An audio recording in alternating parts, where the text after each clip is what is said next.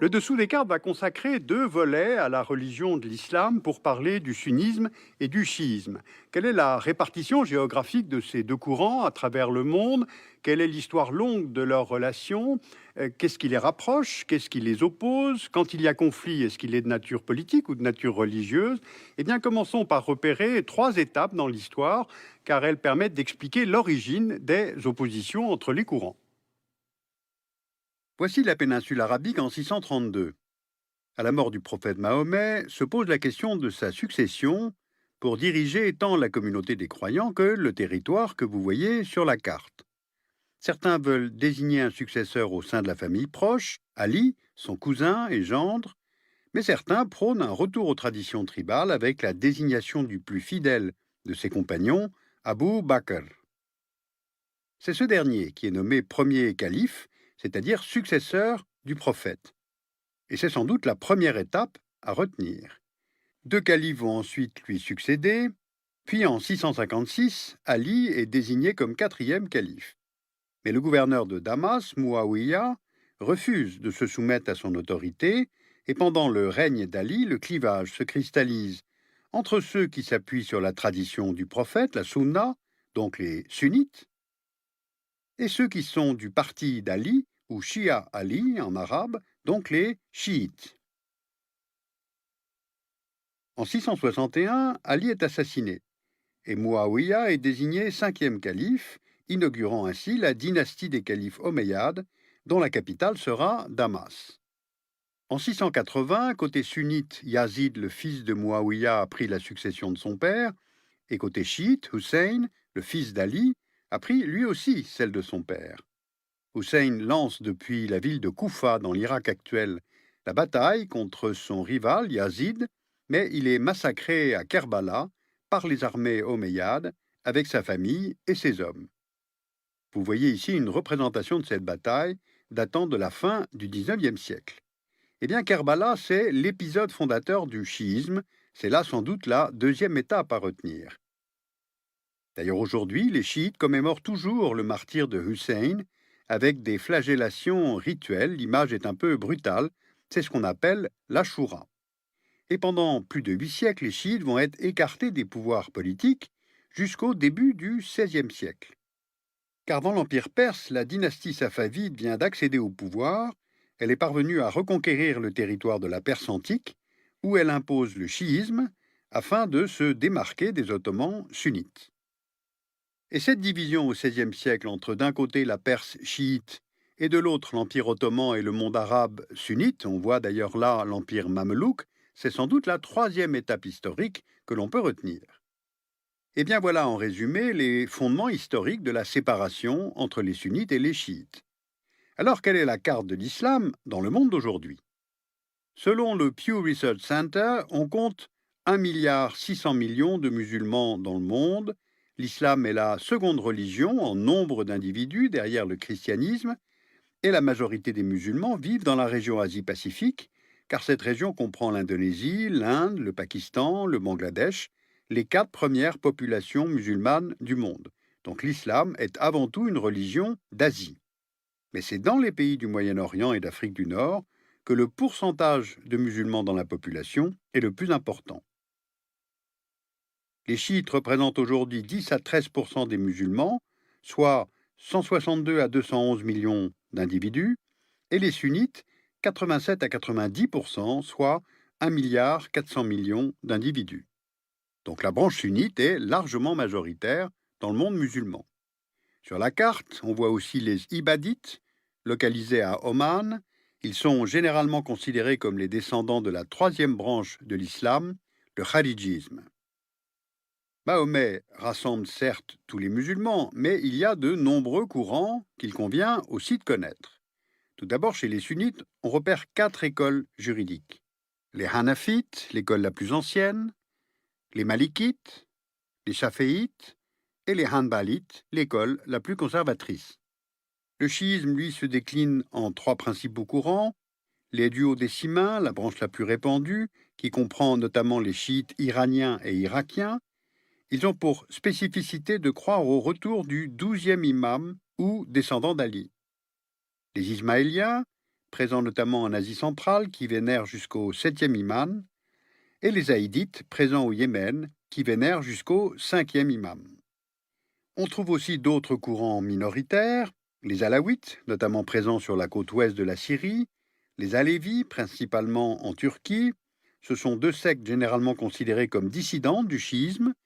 On trouve aussi les druzes au Proche-Orient et toutes les écoles soufis qui empruntent leurs pratiques mystiques et spirituelles à la fois aux chiites et aux sunnites.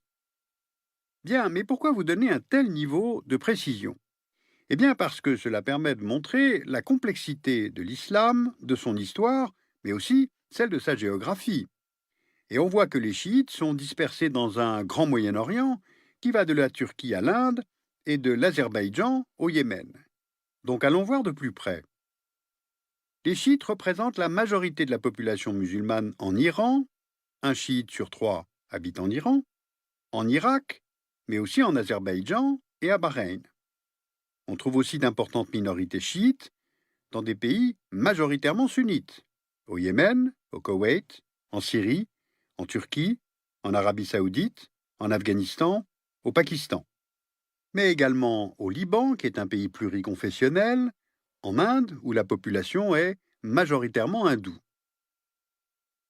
Or, à nouveau, depuis la seconde moitié du XXe siècle, les tensions entre communautés chiites et sunnites se sont comme réveillées. Alors, il y a sans doute un premier événement qui a cristallisé les tensions. En 1979, la révolution islamique en Iran renverse le régime autoritaire pro-américain du Shah. L'ayatollah Khomeini fonde le nouveau régime sur le principe du wilayat al-faqih, c'est-à-dire le gouvernement des religieux. Ce principe est minoritaire dans la tradition chiite, car les chiites prônent une séparation claire entre les autorités religieuses et politiques, alors que les sunnites acceptent que les deux se confondent. Khomeini cible les États-Unis, entre guillemets le grand Satan, et Israël, le petit Satan, et tente d'exporter son modèle de révolution. De l'autre côté du golfe arabo-persique, les monarchies du Golfe sunnites s'estiment à plusieurs titres menacées. Car d'une part, elles abritent d'importantes minorités chiites, et d'autre part, l'Arabie saoudite détient sur son territoire les lieux les plus saints de l'islam, la Mecque et Médine, et donc accueille chaque année le pèlerinage des musulmans à la Mecque. Les autorités saoudiennes tirent leur légitimité d'un des courants du sunnisme, le wahhabisme, qui considère que les chiites ne sont pas des musulmans. Donc cette révolution iranienne de 1979, vue par les monarchies du Golfe comme une volonté d'expansion régionale de l'Iran, a modifié l'équilibre existant entre chiisme et sunnisme au Moyen-Orient. La même année, en Irak, un pays laïque, où la population est majoritairement chiite, on l'a vu, mais où le pouvoir est aux mains des sunnites, Saddam Hussein arrive au pouvoir. En septembre 1980, il lance une attaque militaire sur le front ouest de l'Iran. Les objectifs de la guerre sont à la fois de régler le litige frontalier sur le Chott el-Arab, dont la partie aval constitue la frontière entre l'Iran et l'Irak, de profiter du chaos qui suit la révolution iranienne, d'empêcher toute contagion révolutionnaire dans les régions irakiennes, majoritairement chiites. Alors d'un côté, l'Irak est soutenu par les pétromonarchies du Golfe, au premier rang desquelles l'Arabie saoudite, à l'exception d'Oman qui reste neutre, et de l'autre, l'Iran est soutenu par la Syrie de Hafez el-Assad, car Assad est issu de la communauté alaouite, une secte dissidente du chiisme, mais surtout, il est en rivalité politique avec Saddam Hussein pour le leadership sur le monde arabe. En résumé, on a donc d'un côté l'Arabie saoudite wahhabite, grande puissance pétrolière, gardienne des lieux sacrés de Médine et de la Mecque, des intérêts sunnites, et d'ailleurs des intérêts occidentaux, et donc alliés à l'Irak, et de l'autre, l'Iran, défenseur des intérêts chiites, et positionné sur un axe anti-impérialiste allié à la Syrie. Donc, des enjeux de puissance régionale, la vieille rivalité entre Arabes et Perses, en somme des enjeux politiques, bien plus que des enjeux religieux. On comprend ainsi que derrière le conflit entre communautés sunnites et chiites, il y a l'Arabie saoudite et l'Iran qui s'opposent pour la suprématie au Moyen-Orient. Donc si je résume, à l'origine du schisme interne à l'islam, il y a le conflit sur la succession de Mahomet, donc plus lié à des facteurs de pouvoir qu'à des facteurs théologiques. Ensuite, la séparation entre les deux courants religieux au XVIe siècle, comme pour affirmer la séparation entre le monde perse et le monde ottoman, a aussi beaucoup joué. Et puis au XXe siècle, il y a la révolution islamique en Iran en 1979, qui a renforcé la rivalité avec l'Arabie saoudite et relancé les tensions entre les communautés. Alors dans un prochain numéro, nous verrons quelle est la situation aujourd'hui au Moyen-Orient, quelles sont les représentations géopolitiques de l'Iran et de l'Arabie saoudite, et puis j'évoquerai ce nouvel acteur international qu'est l'État islamique, qui n'est ni islamique ni un État. Sur cette question historique complexe, vous pouvez lire utilement l'histoire de l'islam, les fondements et les doctrines de Sabrina Mervin aux éditions Flammarion dans la collection Champs Histoire, et puis aussi Islam des origines au début de l'Empire ottoman de Claude Cahen aux éditions Fayard, c'est la collection Pluriel. Et puis dans une perspective plus large, vous pouvez lire l'Atlas géopolitique mondial, édition 2015, dirigé par Alexis Botsman aux éditions Argos. Vous pouvez retrouver toutes ces références en langue française, mais aussi en langue allemande, sur le site du Dessous des cartes.